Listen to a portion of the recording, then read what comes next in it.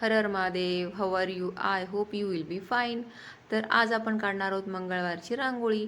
मंगळवार म्हटलं की मंगळ ग्रहाचं आपल्याला काय होतं, स्मरण होतं. तर ऑब्व्हियसली आपण मंगळ ग्रहाबद्दलच आजची रांगोळी काढणार आहोत. आणि आपल्याला काय होणार आहे, आज मंगळवारची जर रांगोळी आपण काढली आपल्या घरासमोर किंवा तुळशीसमोर, तर आपल्याला मंगळ ग्रहाच्या पूजनाचा काय होणार आहे, निश्चितच लाभ होणार आहे. आणि त्याचं म्हणजे मंगळ ग्रहाची पूजा केल्याने जे पुण्य, जो लाभ आपल्याला मिळतो, आपल्या पदरी जे फळ भेटतं, ते आपल्याला ही रांगोळी काढल्याने मिळणार आहे.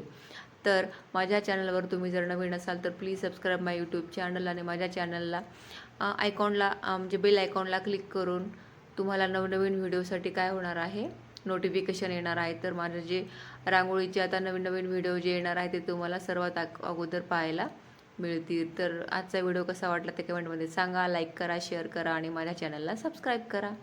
तर मंगळवारची रांगोळी ही जी रांगोळी आहे, ही खास करून जे मांगलिक लोक असतात त्यांच्यासाठी फार महत्त्वाची आहे. जे मांगलिक आहे त्यांनी तरी रांगोळी काढणं अगदी बेस्ट आहे. पण ज्यांना म्हणजे आता जेंट्स वगैरे असतील घरामध्ये, जर एखाद्याला जर आपल्या घरातील व्यक्तींना मंगळ ग्रह वगैरे म्हणजे मांगलिक असतील, तर त्या घरातील कोणीही रांगोळी काढली तरीही त्याचा फायदा निश्चितच काय होतो, पूर्ण घराला मिळतो.